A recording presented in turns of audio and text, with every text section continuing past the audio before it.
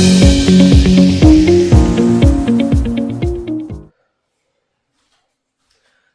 मेरे प्यारे बच्चों, आई होप आप सभी बहुत ही अच्छे होंगे। जैसे कि थंबनेल से आप सभी को पता चल गया होगा कि जो हमारा चैप्टर है वो चैप्टर नंबर 16 है और चैप्टर का नाम है पेरीमीटर एंड एरिया। हम उसको आज शुरू करने वाले हैं। क्लास 7th के बच्चों के लिए ये चैप्टर रहने वाला है, जो कि आईसीएसई बोर्ड से हैं और जो ग्रीन अर्थ पब्लिकेशन की बुक को फॉलो करते हैं। चलिए, तो वीडियो स्टार्ट करने से पहले मैं आपको बता दूं कि आप अपनी टेक्स्ट बुक और अपनी नोटबुक और एक पेन के साथ बैठिएगा जब आप वीडियो को देख रहे हैं, क्योंकि जब भी आप क्वेश्चन को सॉल्व करते हैं तो मेरा मानना है कि आप अगर मैथ के क्वेश्चन को मेरे साथ स्टेप बाय स्टेप सॉल्व करेंगे पॉज कर करके वीडियो, तो ज़्यादा बेहतर समझ आएगा। क्योंकि जैसे ही मैं यहाँ पे एक स्टेप समझाऊंगा और अगर आप उसको नोट कर लेंगे तो बहुत ही अच्छा होगा। आपका यहाँ पे कॉन्सेप्ट भी क्लियर हो जाएगा और उसके साथ आपकी यहाँ पे जो नोट्स होंगे वो भी तैयार हो जाएंगे। चलिए बच्चों, तो हम सबसे पहले थोड़ा सा इंट्रोडक्शन लेंगे हमारे चैप्टर का, जो कि हमारा चैप्टर नंबर 16। ओके, आप सभी के पास आपकी टेक्स्ट बुक एंड नोटबुक होनी चाहिए। हमारे चैप्टर का नाम है मेरे बच्चों पेरीमीटर एंड एरिया। क्या है मेरे बच्चों? Perimeter and area. सबसे पहले बच्चों, पेरीमीटर एंड एरिया के हम फॉर्मूले से शुरुआत करने से पहले मैं आपसे जानना चाहता हूं, क्या आप सभी को पता है कि पेरीमीटर और एरिया में डिफरेंस क्या है? चलिए, अगर आपको नहीं भी पता है कोई दिक्कत नहीं है, मैं आपके साथ हूं और आपको समझाने वाला हूं कि पेरीमीटर और एरिया में डिफरेंस क्या होता है। तो मेरे बच्चों, मैंने यहाँ पे एक शेप ले लिया और मुझे नहीं पता इस शेप का नाम क्या है। आप लोग जल्दी से मुझे कमेंट बॉक्स में बताइए कि मैं जो यहाँ पे मैंने जो शेप लिया है, ये शेप कौन सा है? शायद मुझे लग रहा है स्क्वायर है या रेक्टेंगल है, मैं कंफर्म नहीं हूँ, ये आप लोग को बताना है। चलिए, ओके, तो बच्चों यहाँ पे पेरीमीटर और एंड एरिया के बीच में हम डिफरेंस जानेंगे। मुझे नहीं पता ये कौन सा शेप है, मैं नहीं कहूँगा कि रेक्टेंगल है, आपको बताना है। ओके, चलिए, तो यहाँ पे मेरे बच्चों सबसे पहले आप समझते हैं कि एरिया और पेरीमीटर में डिफरेंस क्या है। तो मेरे बच्चों, पेरीमीटर को हम पी से लिखेंगे, एरिया पी से। तो बेटा बाउंड्री, तो बेटा जो बाउंड्री होती है ना मेरे बच्चों, बाउंड्री ऑफ अ शेप, जो उसको कवर करती है, विच कवर्ड अराउंड। ओके, तो बेटा यहां पे आप देख पा रहे हो कि यहां पे बेटा मैं अगर इस शेप जो मैंने बनाया है रेक्टेंगल, अरे मैंने तो रिवील ही कर दिया। चलिए, तो जो रेक्टेंगल है हमारे सामने, उस पर जो साइड्स दी हुई है, तो चारों साइड्स मिला के बाउंड्री बना रही है और इसी बच्चों बाउंड्री को ही क्या कहा जाता है? बाउंड्री को ही पेरीमीटर बोला जाता है। क्या बोला जाता है बच्चों? बाउंड्री को ही पेरीमीटर बोला जाता है। ओके बच्चों, चलिए, तो बेटा ये हमारे सामने हमारी बाउंड्री हो जाती है। तो बेटा यहाँ पे अगर बेटा मुझे पेरीमीटर कभी भी निकालना है, कभी भी मुझे पेरीमीटर निकालना है, तो मैं बच्चों देखो, फॉर्मूला बात अलग है, सो सॉरी थोड़ी सा कोल्ड है। बेटा बाउंड्री जब भी हमें पेरीमीटर निकालना है तो कुछ नहीं करना है बेटा, किसी भी शेप में सर्कल को छोड़ के, क्योंकि सर्कल और सेमी सर्कल का आप पेरीमीटर नहीं निकाल सकते हैं। तो अगर आपके सामने स्क्वायर, रेक्टेंगल, ट्राइंगल जैसे शेप है, तो आप कुछ नहीं करना, आपको उन सभी की बाउंड्रीज को क्या कर देना है? सम कर देना है। तो अब हम यहाँ पे लिख सकते हैं sum of boundaries okay of a shape is called perimeter. तो यहाँ पे अगर मुझे बेटा पेरीमीटर निकालना है, तो पेरीमीटर के लिए मैं क्या करूंगा? मैं यहाँ पे ए बी प्लस यहाँ पे BC करूंगा प्लस CD करूंगा प्लस AD। तो बेटा AB, BC, CD और AD। तो बेटा इस तरीके से अगर मैं चारों को ऐड करूंगा तो हमें यहाँ पे क्या मिल जाएगा मेरे बच्चों? पेरीमीटर मिल जाएगा। इसी तरीके से बच्चों, आई होप आपको पेरीमीटर समझ आ गया होगा। अब बात करते हैं एरिया की। तो बेटा एरिया क्या होता है? बेटा एरिया होता है, एरिया एक ऐसी चीज होती है जो क्या करता है, जो उस शेप को कवर करता है, या जो शेप है जिस एरिया को कवर करता है। तो जैसे ये जो इसके अंदर जो शेप है बेटा, ये जो शेप मतलब सॉरी इसके अंदर जो एरिया है, जो शेप है बेटा, जो ये शेप है जितना एरिया कवर कर रहा है, और सॉरी जितना मतलब अंदर एक स्पेस को ऑक्यूपाई कर रहा है, आप ऐसे समझिए कि ये शेप जितना स्पेस ऑक्यूपाई कर रहा है, वो स्पेस ही असल में कहलाती है एरिया। तो हम यहां पे लिख सकते हैं space occupied by the shape is called area. I hope बच्चों आपको ये भी समझ आ गया होगा। तो आपको आई होप क्लियर हो गया होगा पेरीमीटर एंड एरिया के बीच में क्या डिफरेंस है। Area is the sum of the boundaries और area is the space occupied by the shape is called area. I hope बच्चों इतना आपको समझ आ गया होगा। अब हम बढ़ते हैं नेक्स्ट कॉन्सेप्ट की तरफ, जहां पे हम देखेंगे इनके फॉर्मूलाज। ओके बच्चों, क्योंकि अब देखो बेटा मैंने यहाँ पे जो शेप बनाया था वो रेक्टेंगल था, बट जरूरी नहीं है कि हर बार आपके सामने रेक्टेंगल ही आए, हो सकता है आपके सामने स्क्वायर आ जाए। इसके बाद तो बेटा आपको और भी अलग अलग पैरेललोग्राम के बहुत सारे कॉन्सेप्ट मिलने वाले हैं। ओके बेटा, क्वाड्रिलेटरल्स के अलग अलग शेप आपको मिलेंगे, तो बेटा कोई दिक्कत नहीं है, हम जब पहुंचेंगे तब जानेंगे। बट अभी हमारे सामने दो चुनौतियां रहेंगी, एक तो हमारे सामने रेक्टेंगल को लेकर रहेगी, एक हमारे सामने रेक्टेंगल को लेकर रहेगी, और एक हमारे सामने स्क्वायर को लेकर रहेगी।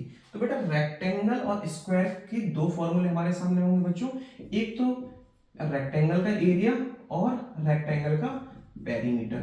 ओके, रेक्टेंगल का पेरीमीटर, और इसके अलावा इसका भी एरिया होगा और इसका भी क्या होगा मेरे बच्चों, पेरीमीटर होगा। चलिए, तो हमें सबसे पहले ये जानना है कि इसका एरिया और इसका पेरीमीटर क्या होगा। तो बेटा अगर रेक्टेंगल के एरिया की बात करते हैं तो इसका होता है लेंथ, LENGTH मल्टीप्लाई ब्रेड्थ। हम इसको सिंपली L इंटू बी भी लिख सकते हैं। क्या लिख सकते हैं? L इंटू बी भी लिख सकते हैं। बाकी मैंने आपको लेंथ समझा दिया है, क्योंकि जो रेक्टेंगल होता है मेरे बच्चों, रेक्टेंगल कुछ इस तरीके से होता है जहां पे जो अपोजिट साइड्स होती हैं वो कैसी होती है बच्चों, सेम होती है। अपोजिट साइड्स आर सेम, तो जो लेंथ है वो अपोजिट लेंथ के बराबर होगी, ब्रेड्थ अपोजिट ब्रेड्थ के बराबर होगी। चलिए, पेरीमीटर का क्या होता है? पेरीमीटर का होता है 2 multiply length plus breadth. L means length, B for breadth. I hope आपको ये समझ आ गया होगा। अब आते हैं स्क्वायर की तरफ। तो बेटा जब स्क्वायर की बात की जाती है ना बेटा, तो स्क्वायर एक ऐसा शेप होता है जिसकी चारों साइड आपस में क्या होती हैं, बराबर होती हैं। इसकी चारों साइड आपस में बराबर होती हैं, तो इसका जब भी हमें एरिया निकालना पड़ता है तो हम यहाँ पे करते हैं साइड इंटू साइड, या फिर मेरे बच्चों हम इसको शॉर्ट फॉर्म में लिख सकते हैं साइड का स्क्वायर। कई बार आपको ए भी दिखेगा, तो साइड को हम ए से रिप्रेजेंट करते हैं। साइड को हम किससे रिप्रेजेंट करते हैं? ए से, तो ए का होल स्क्वायर, यानी कि जो साइड होगी, मान लीजिए इसका इस स्क्वायर का जो ये साइड है वो है 10 सेंटीमीटर का, तो 10 का क्या हो जाएगा, 100 स्क्वायर, उसका 100 होता है, तो इसका हो जाएगा 100 सेंटीमीटर स्क्वायर। अच्छा, स्क्वायर क्यों लगा है वही मैं समझाता हूँ। पेरीमीटर क्या होगा? पेरीमीटर होता है 4 मल्टीप्लाई साइड, या 4 मल्टीप्लाई आप क्या लिख सकते हैं, 4 मल्टीप्लाई आप क्या लिख सकते हैं, ए लिख सकते हैं, 4 ए भी लिख सकते हैं, तो आपका चल जाएगा। अब बेटा याद रखिएगा, जब पेरीमीटर निकालते हैं तो अगर आपको जैसे आपको मान लो यहाँ पे आपको वैल्यू दी हुई है 2 सेंटीमीटर और आपको दिया हुआ है 2 मीटर, तो अगर आपको पेरीमीटर निकालना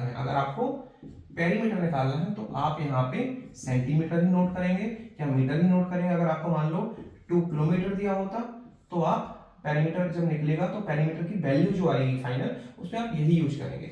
लेकिन बेटा जब इसी का अगर बेटा आपसे बोल दिया जाए आपको एरिया की जो वैल्यू आई है उसको आप कैसे रिप्रेजेंट करेंगे, तो इसके लिए आप क्या लिखेंगे, सेंटीमीटर के लिए सेंटीमीटर स्क्वायर, या फिर मीटर के लिए मीटर स्क्वायर, या फिर किलोमीटर के लिए किलोमीटर स्क्वायर। आई होप आपको ये समझ आ गया होगा, जो कि मैंने यहाँ पे बोला था कि अगर 10 सेंटीमीटर है तो उसका जो हमारा फाइनल आंसर होगा वो क्या हो जाएगा, 100 सेंटीमीटर होल स्क्वायर, या फिर 100 सेंटीमीटर का स्क्वायर। आई होप आपको समझ आ गया होगा। ये हमारा छोटा सा इंट्रोडक्शन था। अब हम बढ़ेंगे हमारे क्वेश्चंस की तरफ।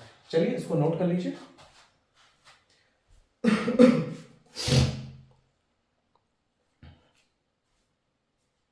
चलिए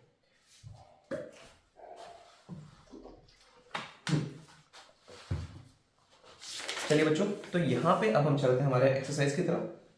आई होप आपको इतना कॉन्सेप्ट समझ आ गया होगा। चैप्टर नंबर 16 का नेम, उसका मीन्स, उससे रिलेटेड फॉर्मूले, उससे रिलेटेड जो हमें यूनिट्स यूज कर रहे हैं, कब हमें किस यूनिट का यूज करना है, ये सब हमें समझ आ गया होगा। और अगर आप वीडियो देख रहे हैं तो आप कमेंट बॉक्स में जाइए और कमेंट करिए कि हमें जो आपने पढ़ा है वो समझ आ रहा है। इससे मुझे भी मोटिवेशन मिलता है कि आप पढ़ाई कर रहे हैं, जिससे मैं आपके लिए और भी एक्स्ट्रा वीडियोस बनाने की कोशिश करता हूँ और भी डिफरेंट सब्जेक्ट्स पे जाने की कोशिश करता हूँ। चलिए, तो यहाँ पे 16.1 हमारा स्टार्ट होगा, और मेरे बच्चों 16.1 चैप्टर 16 का 16.1 और उसका भी मेरे बच्चों क्वेश्चन नंबर फर्स्ट करेंगे। तो मेरे बच्चों यहाँ पे सबसे पहला है find the area of rectangle. I hope आप सभी के पास आपकी टेक्स्ट बुक होगी, आपको टेक्स्ट बुक में उसका क्वेश्चन चेक करना है। तो find the area of rectangle, बेटा उसने सबसे पहले बोला है कि आपको फाइंड करना है एरिया ऑफ रेक्टेंगल। तो मेरे बच्चों एरिया ऑफ रेक्टेंगल आपको फाइंड करना है, इसके सामने मैं क्वेश्चन मार्क लगा देता हूं। फिर लिखा हुआ है whose length and breadth, whose length and breadth, जो कि मेरे बच्चों हमें गिवन में है। लेंथ कितनी दी हुई है मेरे बच्चों, मुझे दी हुई है 3.22 एंड इसके अलावा मुझे ब्रेड्थ दी हुई है 1.6 मीटर। तो मेरे बच्चों यहां पे आप क्या करेंगे, अगर आपको एरिया ऑफ रेक्टेंगल निकालना है तो इसके लिए इजी है, आपको एरिया ऑफ रेक्टेंगल का फॉर्मूला जो कि मैंने आपको बताया था, क्या बताया था, जल्दी से कमेंट बॉक्स में कमेंट करिए। एरिया ऑफ रेक्टेंगल का फॉर्मूला मेरे बच्चों मैंने क्या बताया था, यस बिल्कुल सही करा आपने, L इंटू बी। L क्या है, L इज 3.2 एंड B क्या है 1.6। ओके, इसका आप मल्टीप्लाई करेंगे और मल्टीप्लाई के बाद आपका एक आंसर यहाँ पे आएगा और उसके बाद जो आपकी यूनिट होगी वो होगी मीटर स्क्वायर। तो मल्टीप्लाई आपको करना है और मल्टीप्लाई करके कमेंट बॉक्स में मुझे आंसर बताना है कि सर इसका आंसर ये रहेगा। आई होप आपको ये समझ आ गया होगा। हम बढ़ते हैं नेक्स्ट क्वेश्चन की तरफ, ये नोट कर लीजिए। चलिए क्वेश्चन नंबर 2 की तरफ बढ़ते हैं। क्वेश्चन नंबर 2 है हमारा बेटा, perimeter of a rectangular seat is 160 centimetre. तो बेटा सबसे पहले जो चीज हमें गिवन में है मेरे बच्चों, जो चीज हमें गिवन में है वो है पेरीमीटर। पेरीमीटर मुझे बेटा गिवन में है, पेरीमीटर ऑफ, और वो भी किसका, एक रेक्टेंगुलर सीट का। रेक्टेंगुलर सीट आप समझ सकते हो कि रेक्टेंगल इस तरीके से होता है और ये रेक्टेंगल की सीट है, इसका पेरीमीटर यानी कि इसकी बाउंड्री मुझे गिवन है और बाउंड्री का जो मेजरमेंट है वो कितना है मेरे बच्चों, वो है 160 सेंटीमीटर। बिल्कुल हमें दिया हुआ है, आप पढ़ सकते हैं आपकी टेक्स्ट बुक में। इफ लेंथ इज, इसके साथ हमें दिया हुआ है length, if length is 54 centimetre. Okay, then find breadth. तो मेरे बच्चों अब हमें यहाँ पे ब्रेड्थ निकालना है और मेरे प्यारे बच्चों आप लोग समझ गए होंगे कि यहाँ पे क्या करना है, यहाँ पे हमें पेरीमीटर का फॉर्मूला यूज करना है, perimeter of rectangle. Okay, so perimeter of rectangle क्या होता है, 2L प्लस B, और यहाँ पे हम क्या करेंगे, 2 एज इट इज रहेगा। L की वैल्यू हमें क्या दी हुई है, यस दी हुई है विच इज 54 एंड B की वैल्यू दी है, नहीं दी है, वो हमें फाइंड आउट करनी है। क्या हमें पेरीमीटर ऑफ रेक्टेंगल दिया हुआ है, yes sir perimeter of rectangle हमें दिया हुआ है 160। ओके बच्चों, इतना समझ आ गया आपको। चलिए हम यहाँ पे करते हैं बेटा, जो 2 है वो यहाँ पे आ जाएगा तो डिवाइड में हो जाएगा और यहाँ पे क्या रहेगा 54 प्लस B, तो 2 से कट करेंगे तो यहाँ पे कितना हो जाएगा 80 हो जाएगा। 54 मेरे बच्चों यहाँ पे आएगा तो यहाँ पे हमारा माइनस का हो जाएगा और 80 में से हम 54 माइनस करेंगे तो यहाँ पे हमारी ब्रेड्थ आ जाएगी और उसको हम किस में डिस्प्ले करेंगे, सेंटीमीटर में। यहाँ पे आपको ब्रेड्थ की वैल्यू लिखनी है, जल्दी से माइनस करिए और मुझे कमेंट बॉक्स में आंसर दीजिए कि इसका आंसर क्या रहा होगा। अगर आप सारे के सारे आंसर्स के कमेंट बॉक्स में कमेंट करते हैं ओके, तो आपका कमेंट मैं पिन करूंगा और आपको मैं साउट आउट भी दूंगा नेक्स्ट वीडियो में। चलिए हम बढ़ते हैं क्वेश्चन नंबर 3 की तरफ।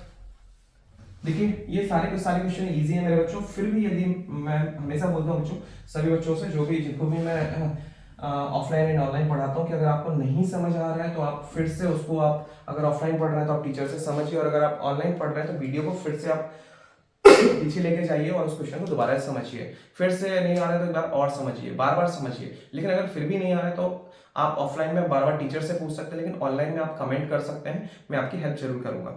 चलिए बच्चों क्वेश्चन नंबर 3 है हमारा, the perimeter of a square. Okay बेटा one second, perimeter of a square is 24 centimetre. Okay मेरे बच्चों, तो ध्यान रखना हमें दिया हुआ है जो चीज गिवन है, इस बार बेटा गिवन में क्या है, गिवन में बेटा पेरीमीटर, मैं पी लिख दूंगा समझ आ जाएगा। पेरीमीटर ऑफ स्क्वायर, स्क्वायर है मेरे बच्चों, पेरीमीटर ऑफ स्क्वायर, अब रेक्टेंगल नहीं है ये मेरे बच्चों, क्या है ये मेरे बच्चों स्क्वायर है। तो स्क्वायर का जो पेरीमीटर है वो कितना है मेरे बच्चों, 24 सेंटीमीटर है। इजी पीजी हमसे बन जाएगा। पूछ रहा है find the length of the side and it's area. Okay बच्चों, तो फाइंड क्या करना है मेरे बच्चों, फाइंड हमें करना है पहले तो हमें उसकी साइड की लेंथ ऑफ साइड फाइंड करनी है। सर हो जाएगा, अगर नहीं बनता है तो आप वीडियो देखिए, कोई दिक्कत नहीं है। फिर हमें एरिया फाइंड करना है, सर ये भी हो जाएगा। चलिए बट हम आगे कैसे निकालेंगे, तो सबसे पहले हमें इस फॉर्मूले का यूज करना होगा। तो पेरीमीटर ऑफ स्क्वायर, मैं आपको अभी प्रीवियस बता चुका हूं कि पेरीमीटर ऑफ स्क्वायर क्या होगा, वो होगा 24 सेंटीमीटर। तो पेरीमीटर ऑफ स्क्वायर का फॉर्मूला क्या होता है मेरे बच्चों, जल्दी से बताइए। हम यहाँ पे अभी सेंटीमीटर हटा देते हैं थोड़ी देर के लिए, फिर हम बाद में इसको नोट कर देंगे। पेरीमीटर ऑफ स्क्वायर होता है 4 मल्टीप्लाई 8, क्या मैंने गलत लिखा? नहीं, सही है। यहाँ पे 24 हो जाएगा, 4 हमारा उधर जाएगा तो हमारा डिवाइड में चला जाएगा। ये आपको क्लियर होना चाहिए कि प्लस का जब प्लस का इधर पे होता है उस साइड जाता है, माइनस का होता है, माइनस का प्लस हो जाता है, मल्टीप्लाई डिवाइड में जाता है, डिवाइड वाला मल्टीप्लाई में। तो यहाँ पे a की वैल्यू क्या हो जाएगी 24/4, तो 4 6 जा 24, तो यहाँ पे आपका आंसर आ जाएगा 6 सेंटीमीटर। और ये पहला आंसर आ गया जो कि किसका, लेफ्ट ऑफ साइड का, तो which is 6 centimetre. Another answer हम फाइंड करते हैं। चलिए बच्चों, तो अब कह रहा है एरिया ऑफ स्क्वायर। अब एरिया ऑफ स्क्वायर जल्दी से फॉर्मूला बताइए क्या होता है? बिल्कुल सही आपके दिमाग में है, ए स्क्वायर या फिर साइड का स्क्वायर। तो ए की वैल्यू यानी कि साइड की वैल्यू कितनी है 6, तो 6 का होल स्क्वायर मेरे बच्चों कितना होता है? जल्दी से कमेंट बॉक्स में आंसर करिए। और यहां पे आंसर मैं नहीं लिख रहा हूं, आप लोग को कमेंट करना है कि इसका आंसर क्या होगा, और फिर यहाँ पे आपको क्लियर करना है कि क्या आपकी टेक्स्ट बुक में जो आंसर शीट है उसमें आपका आंसर मैच हो रहा है नहीं हो रहा है। चलिए बच्चों, क्वेश्चन 3 हमने कर लिए हैं। इस वीडियो में हम 5 क्वेश्चन तक कंप्लीट करेंगे। नेक्स्ट वीडियो में हम अगले और क्वेश्चंस को करेंगे जो कि हमारी कल अपलोड होगी। ओके, चलिए आज बेटा क्वेश्चन नंबर 4 पे हम चलते हैं। Side of rectangular garden. Okay बच्चों, side of rectangular garden are 42 and 25 metre. Rectangular garden, सबसे पहले मेरे बच्चों हमेशा सीखो, रेक्टेंगुलर गार्डन बना दिया, ये रेक्टेंगुलर गार्डन बना दिया, उसने बोला है साइड ऑफ आर 42 एंड 25, तो इसको मान लेते हैं ये 42 मीटर की है।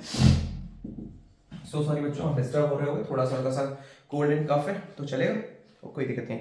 What is the cost of covering the garden grass which is available at the rate of 25 रुपए पर स्क्वायर मीटर। ओहो, समझ आ गया बच्चों मुझे कि इस क्वेश्चन में करना क्या है। देखिए एक बार फिर से पढ़ते हैं कि आपको साइड दी हुई है और बोल रहा है cost covering the garden with grass is available square metre.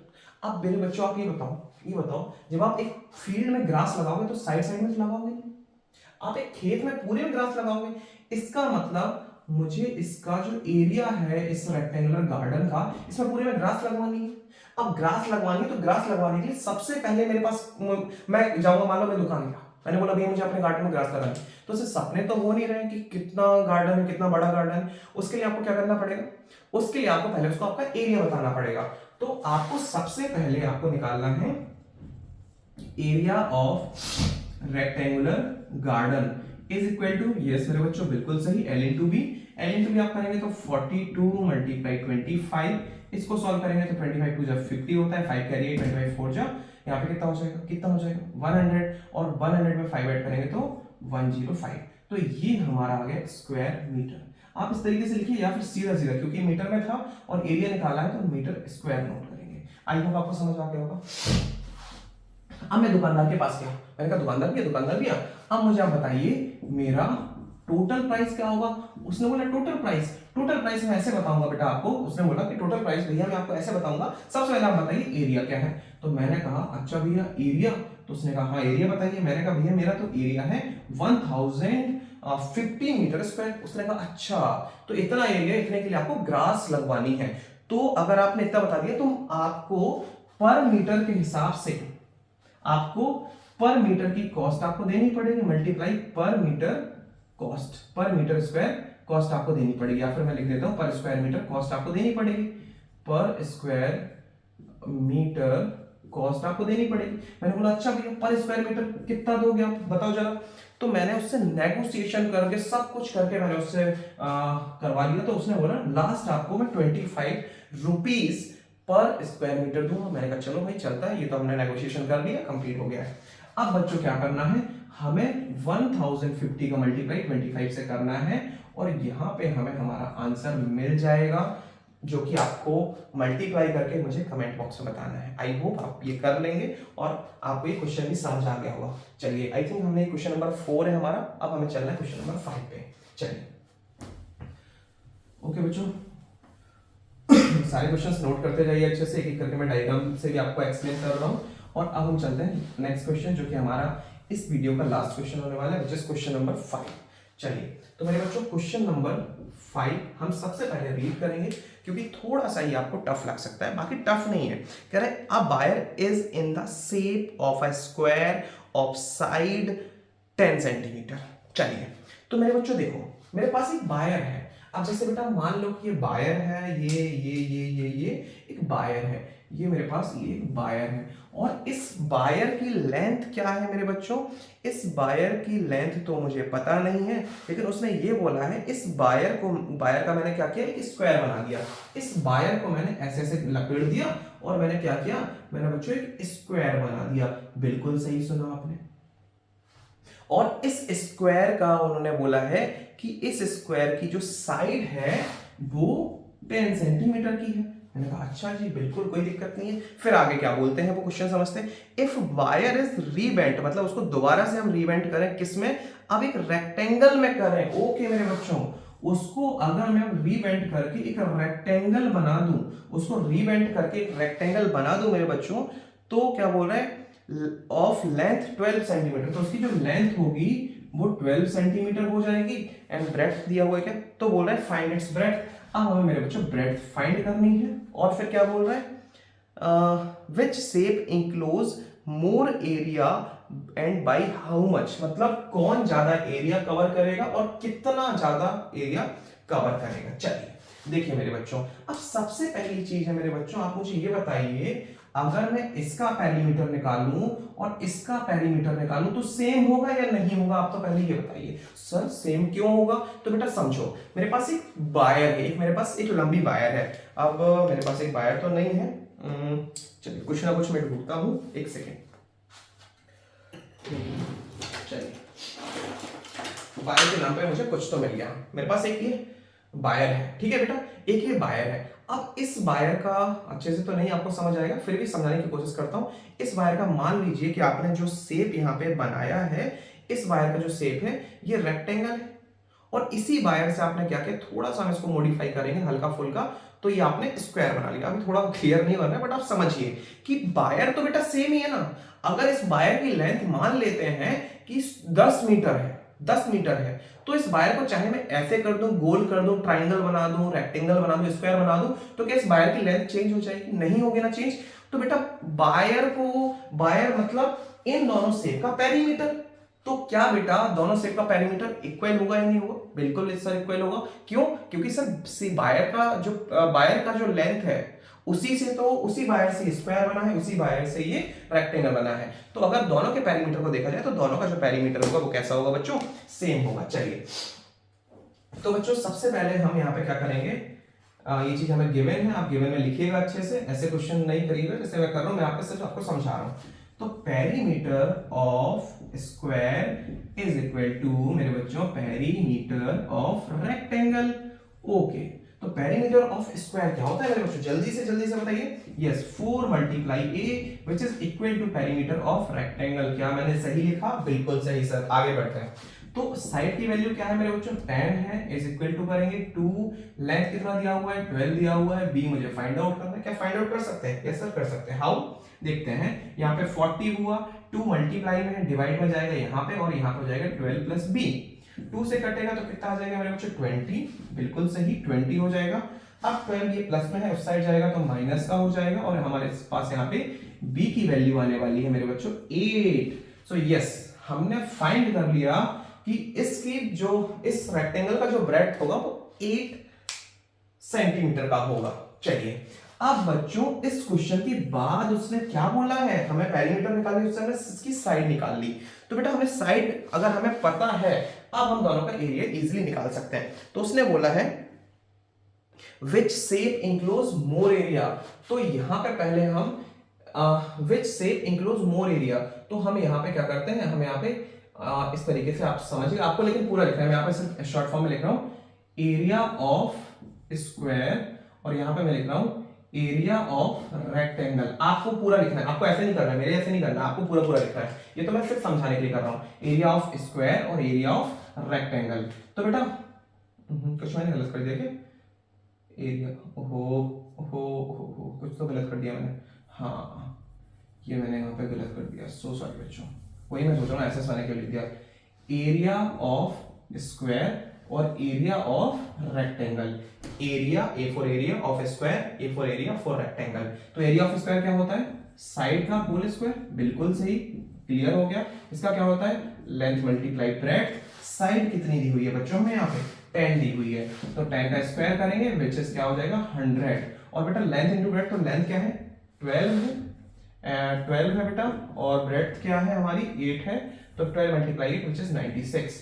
तो हम यहाँ पे बता सकते हैं विच इज मोर, तो area of square is more compared than the area of rectangle. तो बेटा हमारे सामने यहाँ पे ये फॉर्मेशन आ चुकी है। तो आप यहाँ पे लिख सकते हो area of square is more than the, या फिर more than the area of rectangle. उसके बाद आपको ये पूछा गया है कि उसने बाय हाउ मच।